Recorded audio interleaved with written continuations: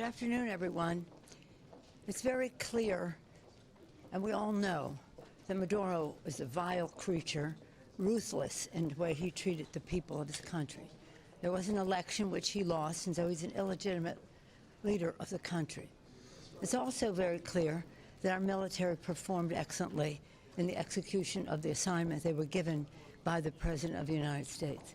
It is not clear what comes next. It does not clear how Venezuela becomes a democracy, which it can be, which it has been. And the president even threw the recipient of the Nobel Prize under the bus and now supporting Maduro's vice president, who's, by some accords, more ruthless than he. I know of this because I visited Venezuela when Chavez was there. He was horrible. He was horrible. I thought he couldn't be worse, but Maduro was worse.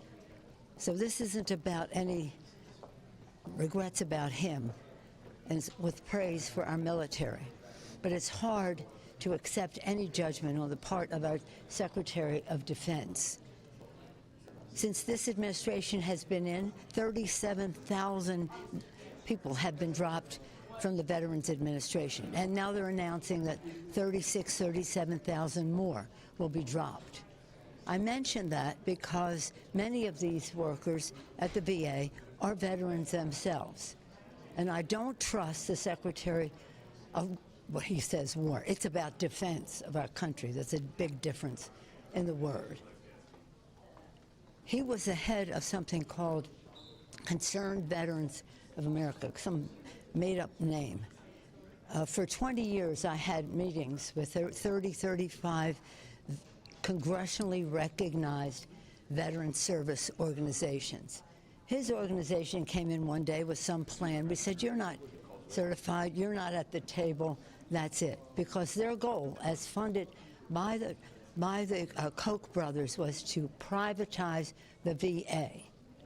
So while we praise the work of our military in this operation, let us be mindful what it means to our veterans if we're going to privatize it. And that is what he did as the head. That was his goal as head of the Concerned Veterans of America, whatever that fake group is. He was dismissed, as you know, for various reasons, which I won't even go into, but it was about incompetence. And now he's the Secretary of War. So when we go to a briefing and he's part of the presentation, it's very hard to come out with any respect for what has been said there. And again, Maduro's a crook, a thug, ruthless. His successor, the vice president, same thing. Our troops are wonderful. Let's not create a war that produces more veterans when you're in a place where you're firing people at the VA and wedded to moneyed interests that want to privatize the VA and make money off of it.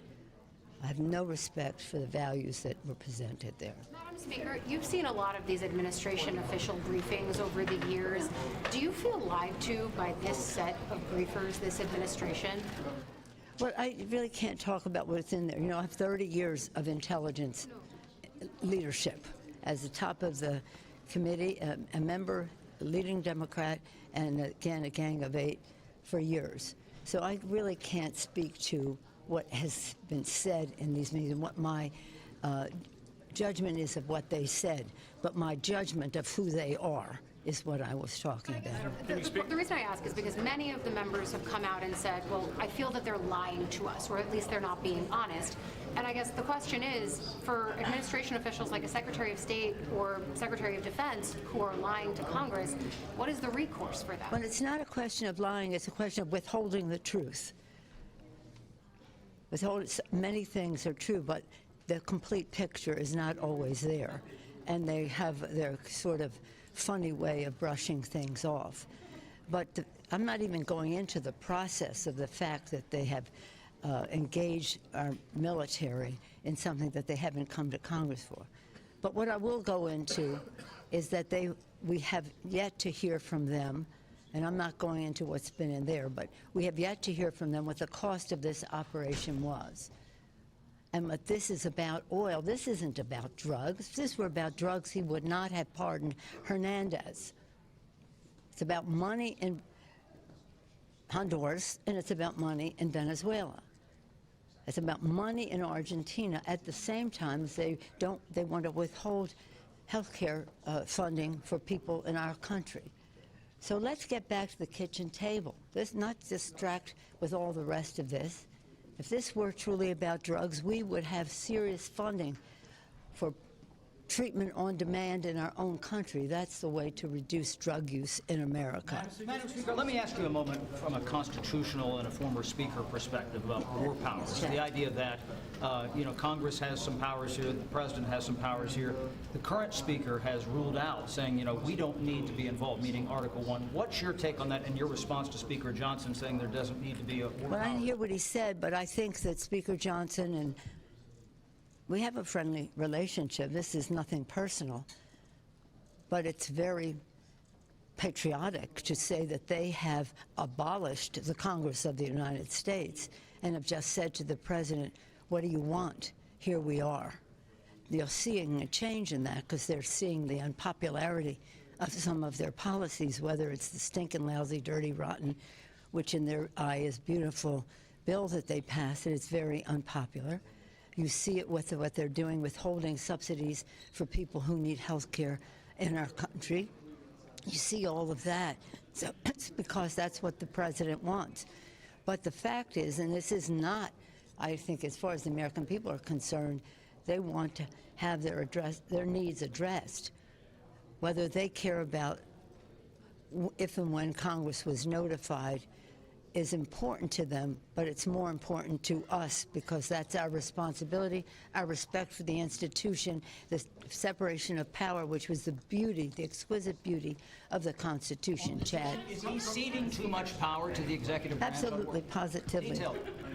Yes, well, name any subject. Name any subject. Look at a tax cut for the richest people in the country and not wanting to have subsidies for people with health care.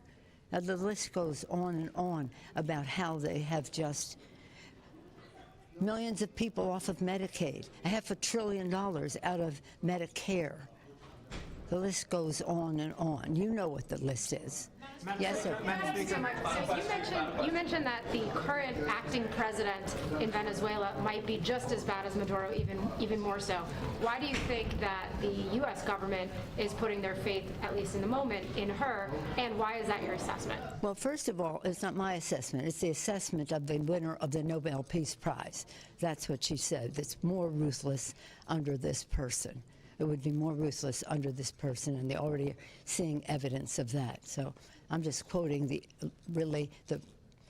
person of the party that won the last election, but nonetheless, Maduro was declared president. What was the second part? It was that, why do you think the administration is allowing money. It's oil. It's about oil. It's about money. Follow the money every time. Follow the money in Honduras. How can you say this is about drugs when you've freed Hernandez and they say, oh, hundreds of tons of drugs have stopped now from coming into the country? Well, that's exactly 400 tons of drugs came into the country by Hernandez. He said he was going to shove up the nostrils of the gringos. So it's about money there, all kinds of different money in Honduras, and it's about money in Venezuela. Follow up about the money, a question about the money. What is your understanding about where the proceeds from the oil that the U.S. is seizing will go? Meaning, will it go to the Treasury or will it go somewhere else? Well, that's a question you'll have to ask the administration because we keep hearing different things. So you'll have to ask them what that question is. But the fact is that this could have been something quite remarkable if it were to restore democracy and self-determination to the people of Venezuela. Maduro, again, a crook, a creep, ruthless, terrible. His vice president, the same thing, following the footsteps. When I went to see, I'll just close with this, it might interest you. When I went with Sonny Callahan, he was the chairman of Foreign Ops and I was the ranking member. We were going to Colombia, to Haiti, we visited frequently, and on the way we went to Venezuela. We visited Chavez and his place.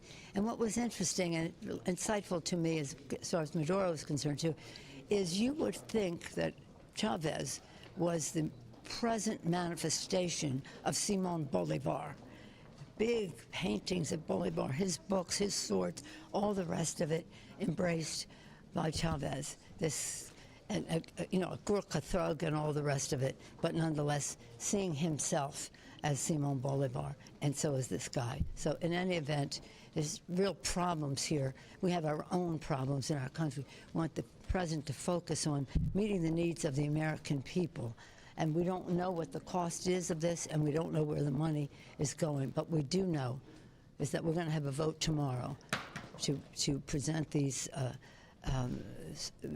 pass these subsidies. I think there's been some good bipartisanship involved in that now in the Congress, and we look forward to a successful vote for the people tomorrow. Thank you all. Bye-bye. Thank you all. Thank you. Thanks.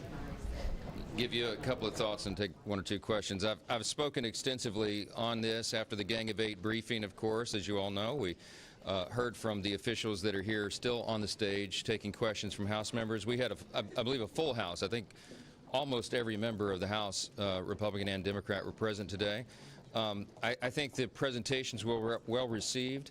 I'll note, and you'll hear from others, that General Caine in particular, the chairman of the Joint Chiefs of Staff, gave a very precise, detailed narrative about the operation and what happened, and it resulted in a standing applause for him and for our service members. There's a lot of pride in this institution for the people who serve in our uniformed services, and they deserve that.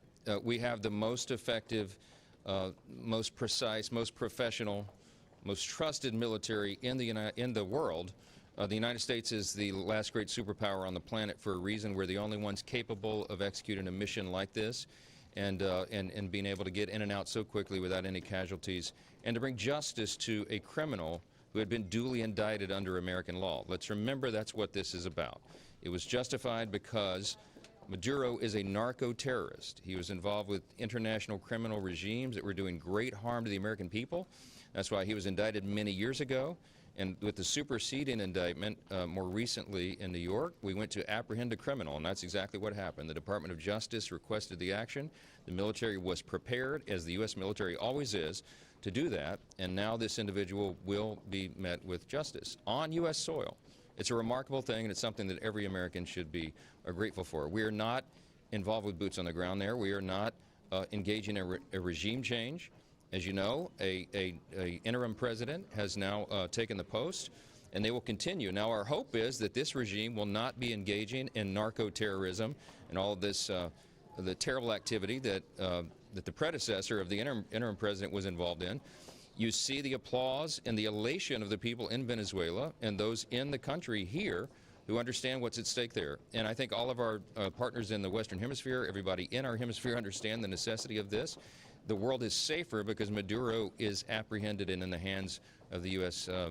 Justice system now. So that's what happened. I think that's what they're going to get. You're going to have some people who have questions and disagreements on play calls, but we elected a commander-in-chief to be able to do this. President Trump is a strong president. He takes decisive action, and that sends an important message to other dangerous people, terrorists and tyrants around the world. And I think that's an important role for America to play. So. Can I pick up on the boots on the ground mention that you just gave? The administration is leaving the door open to that possibility, be it for Venezuela, be it for a potential coercion in Greenland. Based on the briefing that you got now and that you've had conversations with the administration, would you feel comfortable with service members being put in harm's way for these end games, whatever they are? No, we don't anticipate boots on the ground. That is not the. Well, let me answer the question. That is not the administration's objective. That is not their expectation, and that I think that sentiment is shared by everybody in the auditorium today. We don't anticipate that's going to be necessary. Again, we went to apprehend a criminal. We did it with precision. It was justified, and that job has been done. We now hope that the people in Venezuela can govern themselves. We hope that democracy can be restored there in return. There are some great people in that country. They are blessed with tremendous natural resources. They ought to use that for their benefit. Now, with regard to the oil there's been lots of talk about that. There were questions about that in the room. Our U.S. oil companies have the capability to allow that infrastructure to be repaired and put back into use. And, of course, there's 30 million barrels or so that are at issue right now. The Secretary of State gave information in here that went a little further probably than the public comment that's been made, but all of that will be part of the transactions and the transition that happens in Venezuela. We're hopeful that this can happen on a very short order. We assume there will be elections set in short order, and we don't anticipate U.S. troops being needed or necessary there. We're hopeful that they can do it. Yes. What can you tell us about the governing strategy moving forward in Venezuela, and is it going to require American taxpayer dollars?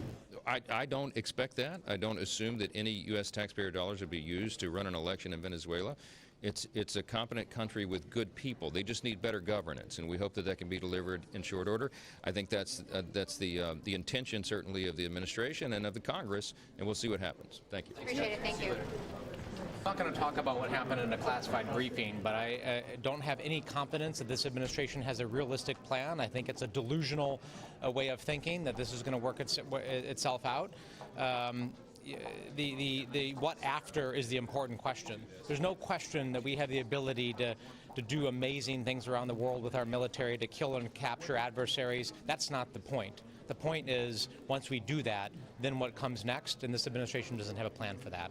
Was that question posed, though, just the general idea of what is the end game? Because I know most lawmakers went in saying to us, like, that is the biggest question that they have. Yeah, that was discussed. I'm not going to get into the details about it, but that is why I have no confidence, because the answer that was provided was not anywhere near sufficient. You know, I like to characterize this as a magic wand. Somehow this administration thinks that it has a magic wand that it can wave and solve really complicated, really challenging dilemmas that we now face in Venezuela.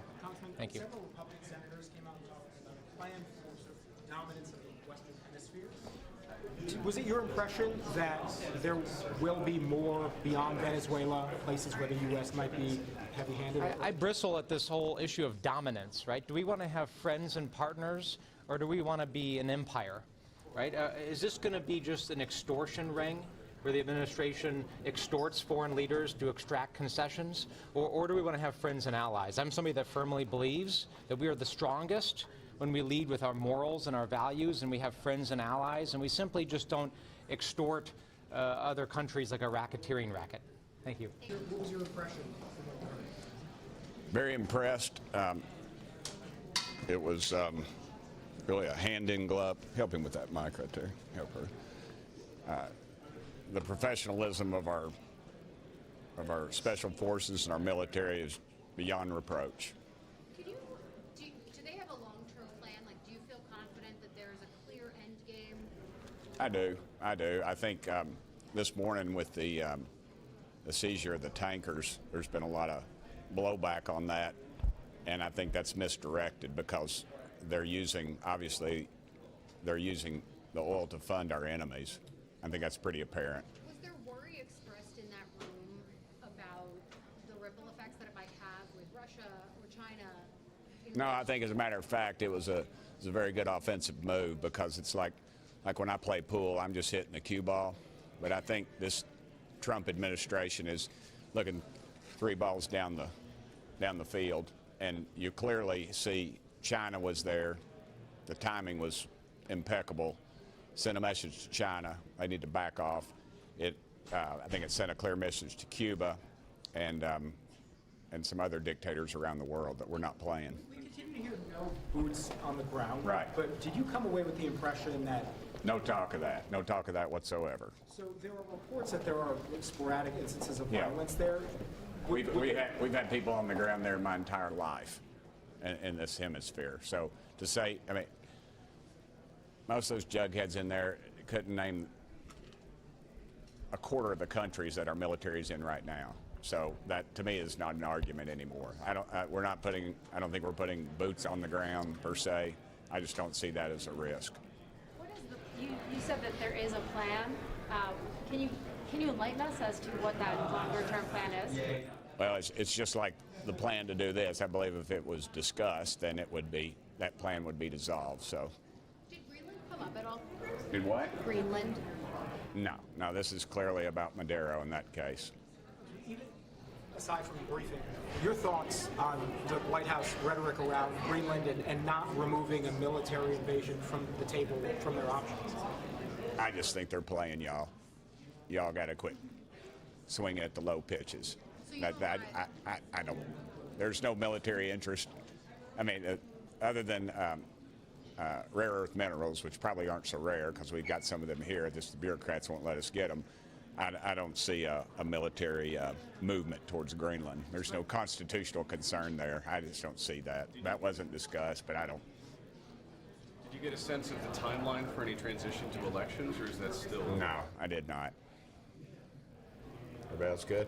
Thank you. All right. Thank y'all. That Secretary Hegseth or Rubio have any kind of plan for what the president is trying to implement here? No, I did not get a sense that they have any legitimate plan for what comes next. And although we obviously can't talk about their answers to questions in a classified briefing, there are a lot of questions from both Democrats and Republicans about what comes next, what the timeline is, and they basically refuse to answer any of those questions. Were there any conversations in that room about where Machado factors in terms of eventual leadership? There were questions, but there were no answers. Congressman, any impression you got that boots on the ground in Venezuela might be possible if there are further instances of violence there? I mean, at some point, you begin to question the value of these briefings when they're just lying to Congress all the way along, and have been clearly doing that for months now. So it's almost immaterial to try to tell you what the answer to that is. What's the recourse for lying to Congress, though? Well, you would think that Democrats and Republicans would stand up for this institution, but it doesn't seem that Republicans are willing to do that. I mean, they're basically applauding their own emasculation. And to stand idly by while this administration throws out the Constitution and lies to members of Congress who are elected to represent the American people, not this administration, it just blows my mind. Congressman, you said that they didn't have some answers for several questions from members. Well, I don't know if they didn't have them, or they were lying about them, or they just refused to answer. Do you feel like they're winging it, though, or do you feel like they have a plan? Oh, absolutely, they're winging it. I think the military clearly had a plan, but I think this administration is completely winging it. Did the Russian-flagged oil tanker seizure come up? It did come up briefly, but I can't speak to the details, any details of the classified briefing. Concerns about Russia's possible reaction to that? No, I don't. Resolution fails, what does Congress do from that? If the president decides to go to Greenland or Cuba? Well, I mean, look, there are a lot of things that we can do. And we can have votes and we can have debates, and that's what Congress always does. We should not stand idly by while any administration, Democrat or Republican, lies to Congress. And I've been here through both Democratic and Republican administrations, and I have never seen the level of lying to members of Congress that you see with this administration. President Crow just said that the administration is sort of relying on magical powers to make sure that things go the way that they want to. Do you have the same sentiment? Do you have any confidence that what you were just taught in there, that there's any kernel of truth? I mean, if the administration is relying on magical powers, then that's maybe even more of a plan than they gave to us.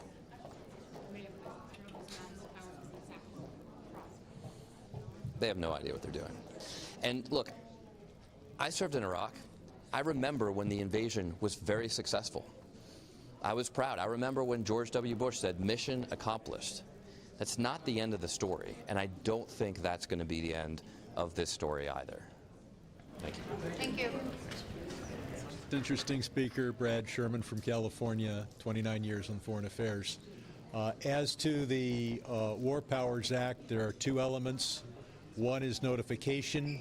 We know that the president gave notification to oil company executives without giving notification even to the top 4 or 8 members of Congress, saying that members of Congress would leak. I don't know about oil company executives. The second part of the War Powers Act relates to a possible invasion and pacification of Venezuela. That requires congressional approval, not just notification, but approval.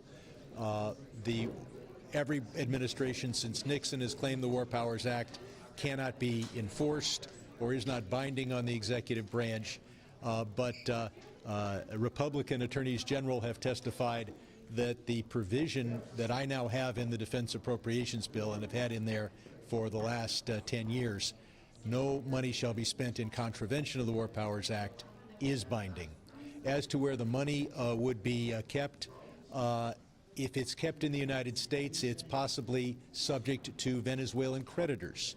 So it will probably, it's my understanding, it will be in a bank account somewhere where the creditors of Venezuela can't get at it, but under the control of the United States. We've had Chavez, we've had Maduro, and now we have Rodriguez. They are all ideologically very similar. Maduro was subject to substantial economic pressure and was not sufficiently compliant with the goals of the United States. We'll have to see if Rodriguez is. We have a limited amount of pressure on that government, and it appears as if the only thing that is Trump's bottom line is that she has to help American oil companies.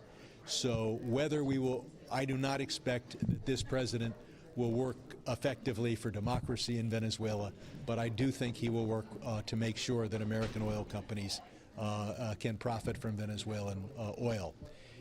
The real question is, are we going to invade and occupy Venezuela? And I don't think we will. I don't think we should. I don't think it's legal without the consent of Congress. And in the absence of a belief in Caracas that we are about to, I don't expect them to provide any concessions except for ones that are probably in their economic interest, and that is better access for U.S. oil companies. What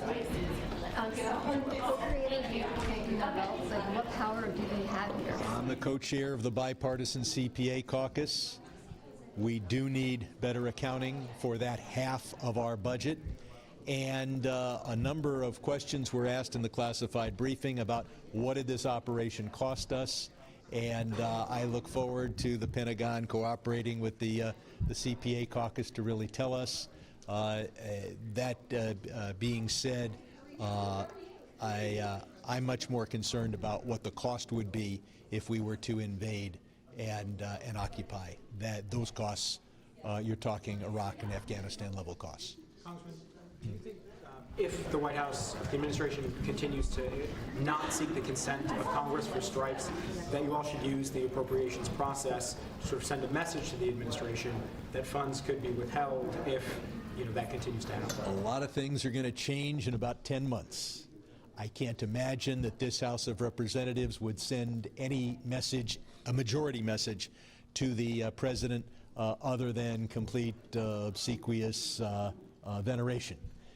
But I do think we can use the appropriations process, and in a way, the one provision I have in the appropriations bill is the use of the appropriations process. It is questionable what are the war powers of Congress versus the command powers of the United States. What is not questionable is the total power that Congress has over appropriated funds.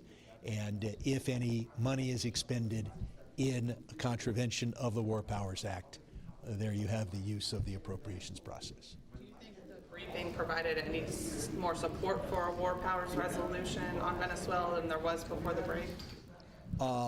No. We were not told of any plan and what the casualties would be, what the cost would be of an invasion and occupation of Venezuela. And if we limit our objectives to additional oil company profits, I think we will get what we want from Rodriguez. It's not a great day for drug interdiction. It is a great day for oil company profits. And the drug thing was about the Hernandez point that the Speaker Emerita already made. Can we get your just impression about, in terms of what if there may be a strategy moving forward for governing Venezuela?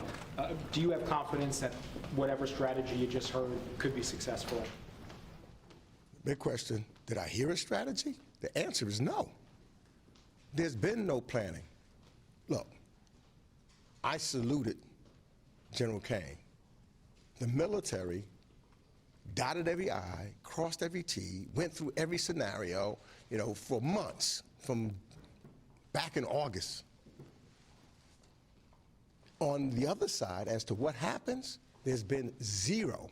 There's no plan, nothing on how do we move forward subsequent thereto. All we've heard, the President of the United States has not said diplomacy or democracy one time.